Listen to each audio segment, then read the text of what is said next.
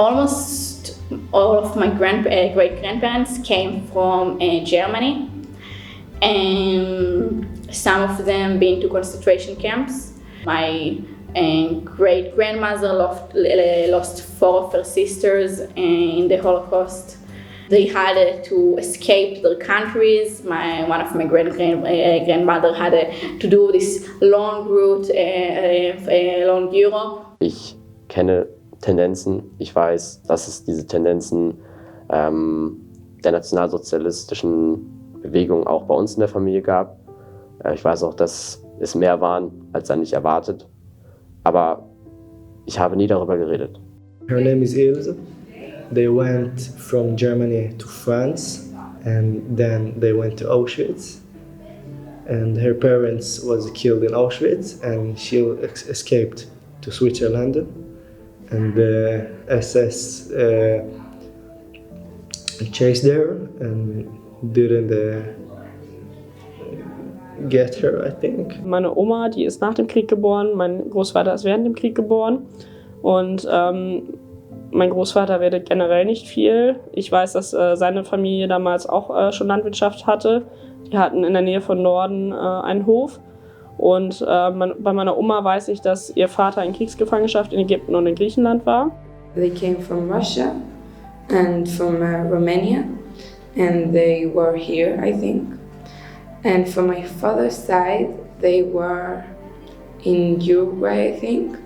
So they didn't have like something to do with the Holocaust. Ich weiß, dass mein Urgroßvater, meine ich, in der SS war.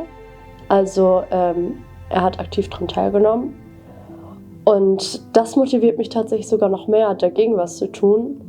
Weil ich finde, dass ich weiß nicht, aus welcher Motivation er damit gemacht hat. Ich weiß ja nichts über meinen Urgroßvater, aber ich weiß, er war ein Teil davon. Und das finde ich sehr schlimm. My grandfather, who passed away a year ago, was the last Holocaust survivor in my family. He was born in Czechoslovakia, in the Czech Republic today. And after the Nazis came into the country, I think 2 or 3 weeks, his mother could get him out in the Kindertransport. Wirklich viel, was jetzt mit meinen Urgroßeltern passiert ist, weiß ich nicht. Ich habe meinen Großvater kennengelernt, er war Soldat in der Wehrmacht, war in Frankreich stationiert und man kann es deutlich sagen, ich glaube, er war überzeugt von dem, was er getan hat. Auf der anderen Seite gibt es eine Geschichte, die ich lange Zeit nicht wusste und die ich tatsächlich erst vor kurzem erfahren habe, die mir mein vor kurzem verstorbener Vater kurz vor seinem Tode erzählt hat, nämlich die Geschichte seines Großvaters, der ein überzeugter Kommunist war und immer wieder inhaftiert wurde aufgrund seines Widerstandes gegen die Nazis und letzten Endes in das Konzentrationslager Sachsenhausen gekommen ist und dort umgebracht wurde. All my 4 grandparents came from Germany, okay? One couple, they didn't talk about the Holocaust. We knew that all the family was murdered in the Holocaust. Meine Oma wurde im heutigen Polen geboren und hat als Kleinkind dann nur den Zweiten Weltkrieg so ein bisschen miterlebt. Mein Urgroßvater war wohl auch im Zweiten Weltkrieg dann gefallen, aber mehr weiß ich eigentlich auch nicht über die Geschichte von meiner Familie. They ran away. They was in Israel after the Holocaust, and then, but we don't have someone who died in the Holocaust. Thanks God, all of them survived. Ich gehe davon aus, dass die zumindest Mitläufer waren, nicht sich groß dem Mainstream widersetzt haben. Ich weiß es aber nicht genau. In general, the 2 sides of my family, both the side of the father and the mother, they have been in the Holocaust. Ich weiß, dass mein Opa mütterlicherseits und sein Vater beide im Krieg gedient haben. My grandfather was born in a camp after the war. and both of his parents were Holocaust survivors, and both of them had families before, had kids and their own families, and they met each other after their old families died. They met each other in the camp. My grandpa's mother family, they were like 14 siblings, and only 3 got to Israel and like stayed alive. My my grandma from my mother's side was born in Poland, and she was raised there until she was 10 or 11, and then she got on a boat and got to Israel.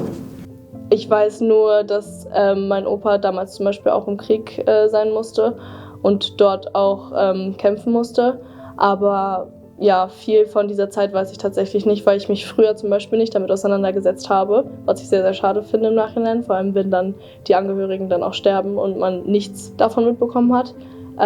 Aber ja, es ist halt, hat mir jetzt gezeigt, dass man wirklich sich auch schon als Kind damit beschäftigen sollte und dass auch Eltern ein bisschen mehr auf die Kinder drauf zugehen und mit den Kindern darüber reden und sagen zum Beispiel, hey, sprech doch mal deinen Opa auf die damalige Zeit an oder so. Ich habe mir dann in den letzten Tagen des Projekts Gedanken darüber gemacht, was ich eigentlich selber über meine Familiengeschichte weiß in Bezug auf das Dritte Reich, in Bezug auf den Holocaust und habe mir eingestehen müssen, dass ich mich damit noch nicht auseinandergesetzt habe. Ich habe irgendwann mal ein bisschen Ahnenforschung betrieben im Rahmen des Geschichtsunterrichts, wo wir halt irgendwie einen Stammbaum machen sollten, habe aber nur die Namen und Geburtsdaten meiner Urgroßeltern, Urgroßeltern rausgefunden und nicht, was sie gemacht haben, was sie für Personen waren. I have actually a family in I had actually a family in Romania and in Poland, and a lot of them were died in the Holocaust. But I don't know a lot about them. I don't know a lot about the story. I just know that they died. This is the end. So I want to see this place called Europe.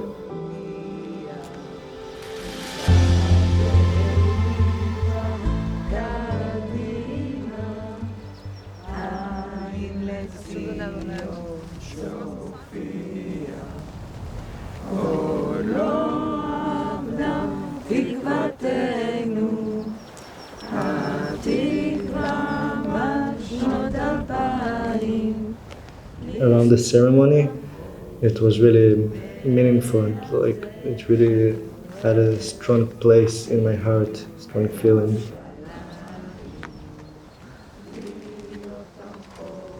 My family members, my people were shot and killed, and they had to hide and run away. It was terrifying. Sie hat gemeint über ihre Großeltern oder was. Schließlich ist hier nahe gekommen. Bei mir ist das auch so. Manchmal gehe ich auf den Friedhof mit Gerda und ich sage, das kann ich. Da laufen mir die Tränen runter.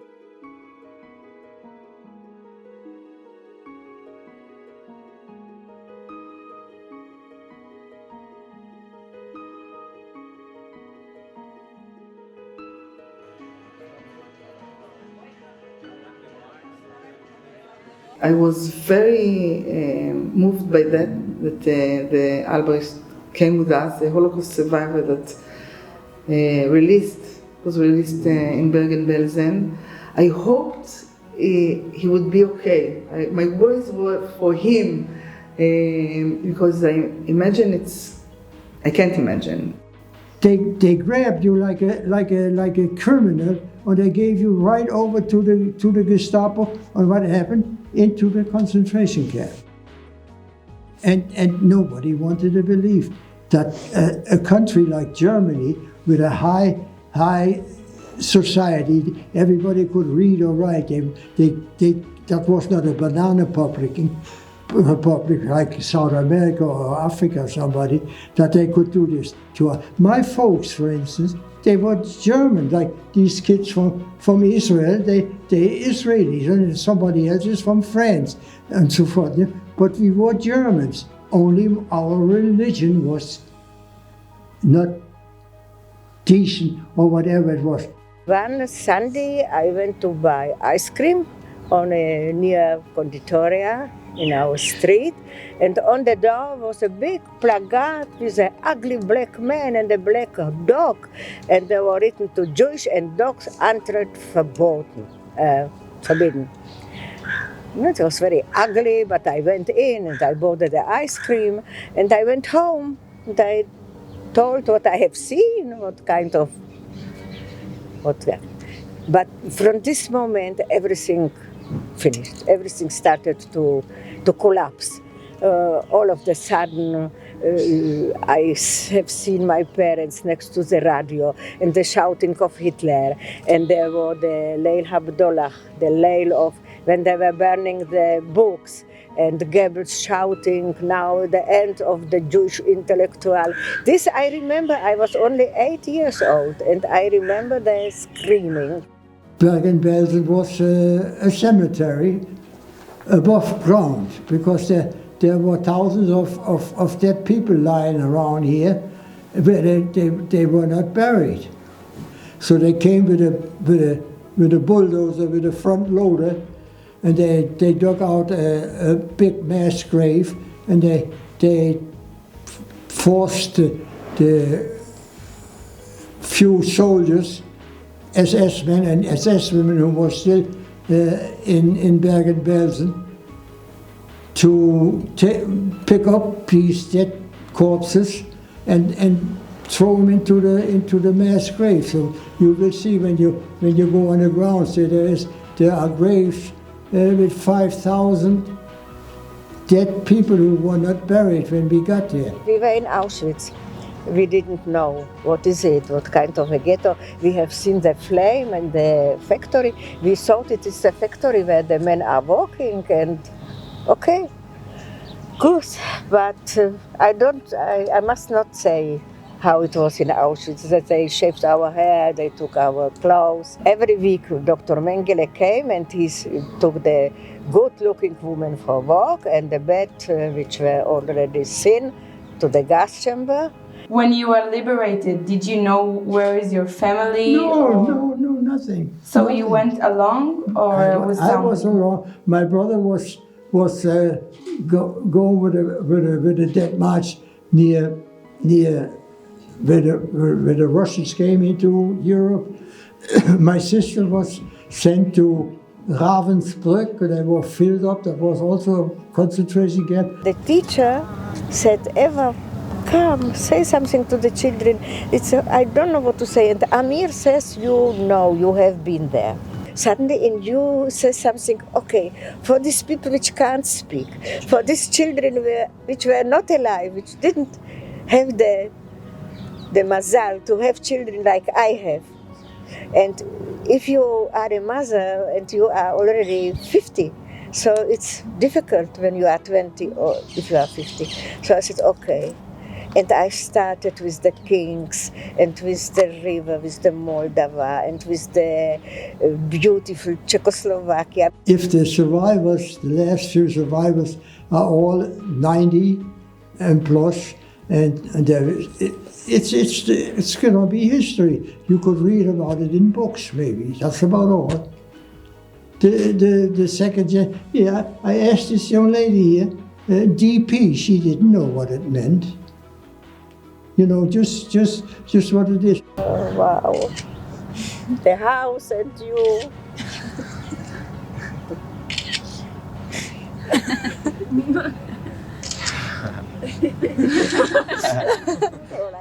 Zu Eva Erben muss man sagen, sie ist eine total junge Seele. Also sie ist so jung geblieben und sie ist so cool drauf und mega locker. Mit welcher Motivation sie uns dann auch von sich andere Geschichten für die Familie erzählt hat, wo sie uns durchs Haus durchgeführt hat, das war unfassbar. Dieser Horror, also dieser Schrecken, der dort passiert ist, das, was sie empfunden hat, das ist unvorstellbar. We need to keep the memory alive. It's a must, I think. We are talking about one person, or maybe a group of people who made miracles in a sense, in a way. Don't forget the other victims, 6 million of our of Jews, among them about 1 million children, babies, like my cousin, Max-Windmüller, son of Solomon. I cannot forget him. Also ich glaube, dass der Titel des Projektes wirklich auch das Programm widerspiegelt und meine Beobachtungen als Teilnehmer jetzt des Besuches in Israel, aber auch von Veranstaltungen, die wir hier in Emden durchgeführt haben, ist, dass es sehr gut funktioniert hat. Es war nämlich neben Memory auch ganz viel Alive zu sehen. Man konnte also sagen, dass die jungen Leute aus meiner Sicht es faszinierend verstanden, sich einerseits mit der Geschichte auseinanderzusetzen, die ja auch sehr viele bedrückende Elemente hat, diese Auseinandersetzung, und andererseits eben auch ihre jugendliche Begegnung zu feiern und sozusagen dem Ganzen mit Lebendigkeit auch zu begegnen. Und ich glaube, das war überhaupt kein Widerspruch. Teach the kids how terrible men can be to each other and how people in the end are the same. And that's the important of and because of that, I'm sure that this project will help to keep the memory alive. Ihr seid nicht verantwortlich für das, was geschehen ist. Aber jeder Einzelne ist verantwortlich dafür, da aufzupassen, dass es nicht wieder so weit kommt. Man läuft halt dort lang und sieht überall diese Gräber und diese Erinnerungen. Und besonders als wir dann am Ende in so Gruppenarbeit dann auch nochmal langgelaufen sind und so Biografien einzelner Personen bekommen haben. Man weiß, dass das halt mal eine Person war und man sieht über deren Leben, aber man weiß halt auch gleichzeitig, dass es früher abgeschnitten wurde, als es hätte sein sollen.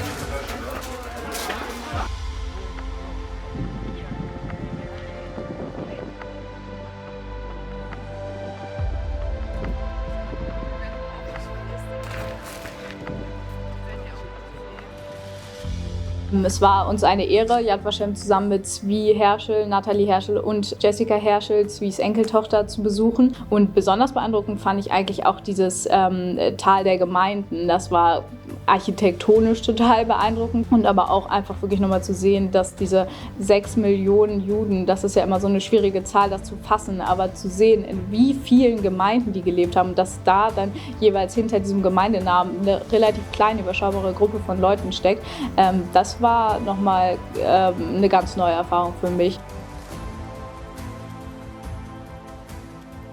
Emden hat ja eine ganz besondere Beziehung zu Israel, denn die Flüchtlinge, jüdische Flüchtlinge, die 1947 auf der Exodus auswandern wollten nach Palästina, die dort aber nicht eingelassen wurden. Das Schiff wurde aufgebracht, die sind dann zurücktransportiert worden in das Land, wo sie eigentlich verfolgt wurden, nach Deutschland, und zwar nach Emden. Und dort sind sie für viele Monate in einem Lager untergekommen, bevor sie dann 1948 in den neu gegründeten Staat Israel auswandern durften.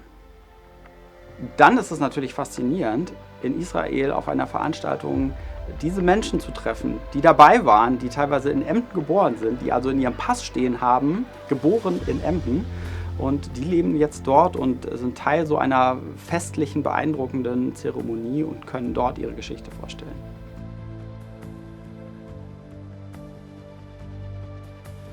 It's really something special in the atmosphere here because they're so connected to each other and they're really connected to their history.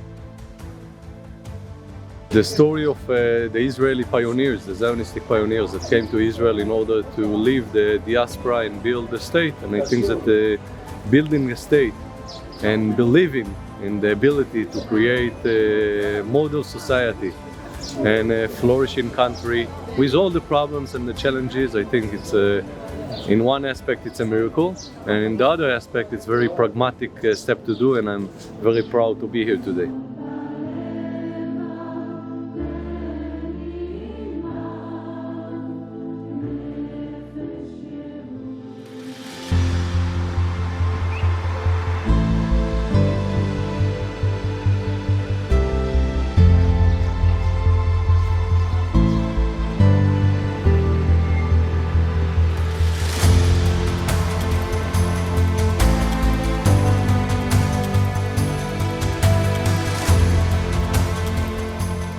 Dieses Projekt hat mir sehr, sehr viel bedeutet und ich bin froh daran, teilgenommen zu haben. Es war einfach wahnsinnig aufschlussreich. Vor allem auch in den letzten Wochen ist mir dann nochmal viel mehr bewusst geworden, was jüdisches Leben eben auch heute bedeutet, dass das Projekt sich nicht nur um die Vergangenheit dreht, sondern eben auch halt mit dem Austausch um die Gegenwart. Being at the culture, at the home place, it really sees the future, really see a new path of German, new thinking about the youth, German people, and the communication, you know, to open the heart for not just German, for everybody, to see new people, new lives, new everything. Wie die Teilnehmerinnen dieses Projektes gewachsen sind, wie sie Israel kennengelernt haben, wie sie die Geschichte hautnah erlebt haben. Und ja, wie sie tatsächlich zu Persönlichkeiten geworden sind, die auch für sich erkannt haben, welche Verantwortung auch sie tragen. It's like when you throw a stone to the water and it starts, you know, you have the circles of galim, I don't know how you say, waves. So keep the memory alive. Our project is a stone and a lot of waves. Daraus kann man halt auch für sein eigenes Leben lernen und dann in Zukunft überlegen, wie man an diese Person erinnert. The fact we did it with German students, it really meant a lot because we saw it in other perspectives. I said it to many students that you can't blame me for something that my grandfather did, so I won't blame you, but we still need to remember it together and not as separated sides. The people who did these things are not the same people that live in these countries today. Wir müssen das auf jeden Fall weiter auch an die nächsten Generationen weitertragen, damit es halt einfach nicht passiert, weil man sieht immer noch, dass es halt diesen Judenhass oder allgemeinen Hass gegenüber anderen Menschen gibt es immer noch und dagegen muss man halt vorgehen. Was bedeutet es eigentlich für die Zukunft? Was bedeutet es für die nachfolgenden Generationen? Was bedeutet es für die Leute, die jetzt in Israel leben? I wish this project will occur again, like the same school, and like we'll keep in touch. Im Nachhinein finde ich es wirklich sehr, sehr gut, dass ich bei diesem Projekt mitgewirkt habe. I wish I could come to with again more. Another flight to Germany and then another flight to here and then another flight to Germany every like 2 weeks.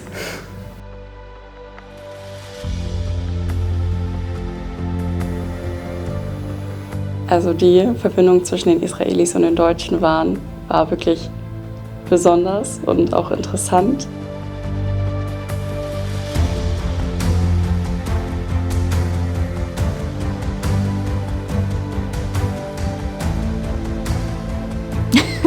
Es war toll, es war großartig, es war ja, eine der besten Zeiten und intensivsten Zeiten meines Lebens.